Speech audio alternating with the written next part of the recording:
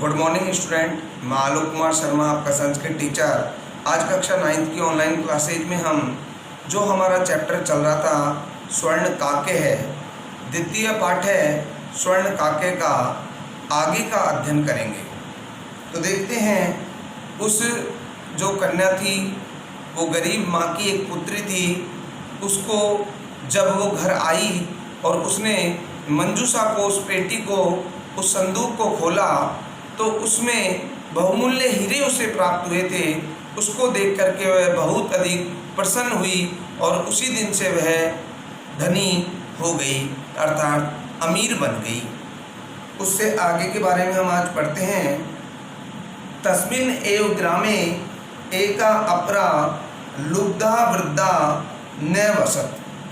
तस्मिन् ग्रामे एका अपरा लुब्धा वृद्धा न वसत। तस्मिन् मतलब उसी, एव मतलब ही, ग्रामे मतलब गांव में, एका मतलब एक, अपरा मतलब दूसरी या अन्य, लुब्धा मतलब लोभी, वृद्धा मतलब वृद्धा, न वसत मतलब निवास करती थी या रहती थी। तो आगे इसका अर्थ हुआ, उसी गांव में एक अन्य या दूसरी लोभी वृद्धा भी रहती थी। नेक्स्ट, तस्या अपि एका पुत्री आसीत्। तस्या मतलब उसके, अपि मतलब भी, एका मतलब एक, पुत्री मतलब पुत्री, आसीत् थी, अर्थात उसके भी एक पुत्री थी। ईर्ष्या सा तस्य स्वर्ण काकस्य रहस्यम अभिज्ञातवती। ईर्ष्या अर्थात ईर्ष्या भाव के कारण या ईर्ष्या के कारण, सा वह, तस्य उसने, स्वर्ण काकस्य सोने के कौवे का, रहस्यम रहस्य को, अभिज्ञातवती अर्थात जान लिया या पता लगा लिया। तो ईर्ष्या के कारण उसने भी उस स्वर्ण काक के, सोने के कोए के रहस्य को जान लिया था। सूर्य तपे तंडुलान् निक्षिप्य तया अपि सौसुता रक्षार्थम नियुक्ता। सूर्य तपे अर्थात सूर्य की धूप में, तंडुलान मतलब चावलों को, निक्षिप्य मतलब रख करके या फैला करके, तया अपि वह भी, सौसुता अपनी पुत्री को, रक्षार्थम रक्षा के लिए, नियुक्ता नियुक्त करती है। अर्थात सूर्य की धूप में चावलों को रख करके उसने भी अपनी पुत्री को रक्षा के लिए नियुक्त किया। चावलों की रक्षा के लिए उसने भी अपनी पुत्री को क्या कर दिया? नियुक्त कर दिया। अर्थात उसने भी सूर्य की धूप में चावलों को सुखा करके और अपनी पुत्री को चावलों की रक्षा के लिए बैठा दिया। तथा एव स्वर्ण पक्ष काकः तंडुलान भक्ष्यन् ताम अपि तत्र एव अकार्यत। तथा एव स्वर्ण पक्षे काके तंडुलान भक्ष्यन् ताम अपि तत्र एव अकार्यत। तथा एव उसी प्रकार से, स्वर्ण पक्ष सोने के पंख वाले, काके कौवे को, तंडुलान भक्ष्यन्, तंडुलान मतलब चावलों को, भक्ष्यन मतलब खाने के लिए, खाने के लिए, ताम अपि उसने उसको भी, तत्र एव अकार्यत उसी प्रकार से उसको वहीं पर बुला लिया। कहने का तात्पर्य है कि उसी तरह से सोने के पंख वाले कौवे ने चावल खाते हुए उसको भी वहीं पर बुला लिया। जब वो सोने के पंख वाला जो कौवा था उसने उन चावलों का भक्षण किया, उन चावलों को खाया, तो ताम अपि तत्र एव अकार्यत, उसने भी उसको वहीं पर बुला लिया, अर्थात अपने सोने के महल में उसने बुला लिया। प्रातः तत्र गत्वा सा काकम निर्वित्स्यन्ति प्रउवाचत, भो नीच काके अहम आगता मयम तंडुल मूल्यम प्रयच्छ। प्रातः तत्र, प्रातः काल को वहीं पर, अर्थात उस पेड़ के नीचे, गत्वा जाकर के, सा वह, काकम कौवे को, निर्वित्स्यन्ति अर्थात निंदा करती हुई या भला बुरा कहती हुई, प्रउवाचत उसने उसको पुकारा या बुलाया। भो अरे नीच काके, नीच कौवे, अरे नीच कौवे। तो इसका अर्थ हुआ प्रातः काल वहीं पर जाकर के उसने उस कौवे को निंदा करके या भला बुरा कह करके उसको बुलाया। कैसे बुलाया?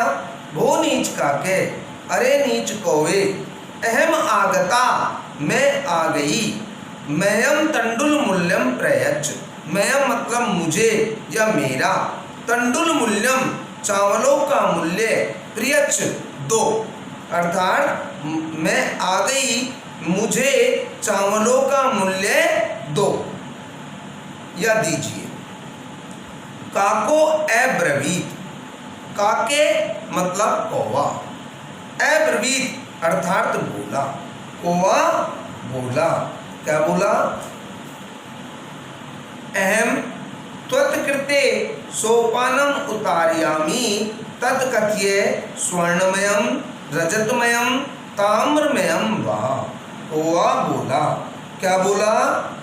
अहम मैं, त्वत्कृते तुम्हारे लिए, सोपानम उतारयामि सीढ़ियाँ उतारता हूँ, तत्कथ्य तो कहो या बताओ, स्वर्णमयम रजतमयम ताम्रमयम, जिस प्रकार से उसने पहले वाली लड़की को या कन्या को बोला, ठीक उसी प्रकार से कौवा बोला कि मैं तुम्हारे लिए सीढ़ियाँ उतारता हूँ, तो बताओ या कहो, स्वर्ण में सोने की, रजतमयम चांदी की, ताम्रमयम या तांबे की सीढ़ी से, यानी कि तुम सोने की सीढ़ी से आओगी या चांदी की सीढ़ी से आओगी या तांबे की सीढ़ी से आओगी। गर्वितया बालिकया, गर्वितया बालिकया प्रउक्तम स्वर्णमयेन सोपानेम अहम आगच्छामि। गर्वित्या अर्थात क्या हुआ? गर्वित्या घमंड से युक्त, बालिकया बालिका ने, प्रोक्तम कहा, प्र प्लस उक्तम यहाँ पर संधि है और उसका विच्छेद प्र प्लस उक्तम और संयुक्त पद बनेगा प्रोक्तम। तो घमंड से युक्त बालिका ने कहा, स्वर्णमयेन सोपानम अहम आगच्छामि, सोने की सीढ़ी से ही मैं आऊंगी, अर्थात मैं तो सोने की बनी सीढ़ी से आऊंगी। परम स्वर्ण काके तत्कृते ताम्रमयम सोपानम एव प्रयच्छत।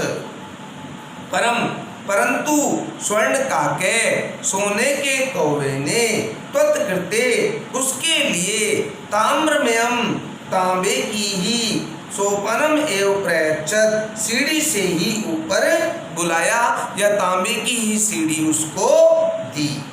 स्वर्ण काके ताम भोजनम अपि ताम्र भाजने एव अकार्यत, स्वर्ण काके सोने के कौवे ने, ताम उसको अर्थात उस कन्या को, भोजन भी ताम्र भाजने तांबे के पात्र में ही या बर्तन में ही अकार्यत कराया, अर्थात उस सोने के कौवे ने उस कन्या को भोजन भी तांबे के बर्तन में ही कराया।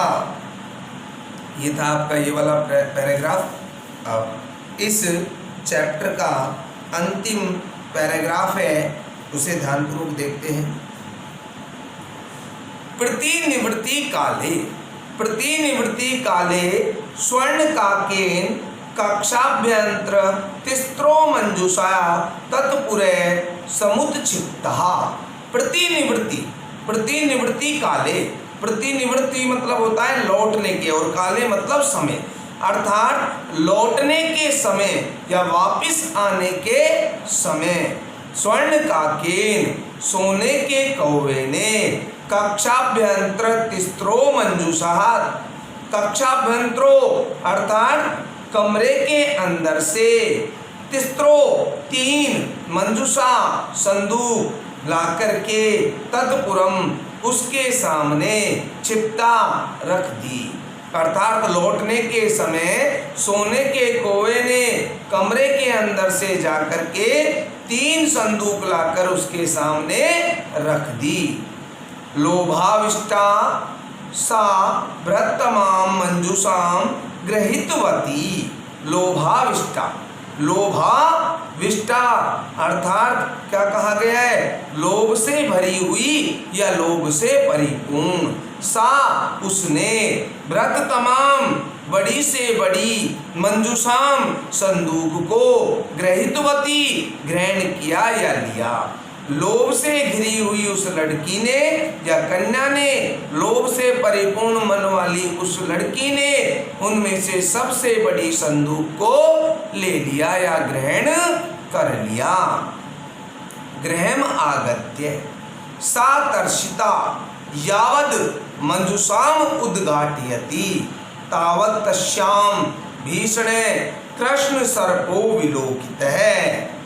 गृहम आगत्य घर आकर के, गृहम आगत्य घर आकर के, सा उसने, तर्षिता अर्थात लालची, तर्षिता लालची, यावद जब, मंजुषाम संदूक को, उद्घाट्यति खोला, तावत तब, तस्याम उसमें, भीषणे भयंकर, कृष्ण सर्पो काले सर्प को, विलोकित देखा, काले सांप को देखा।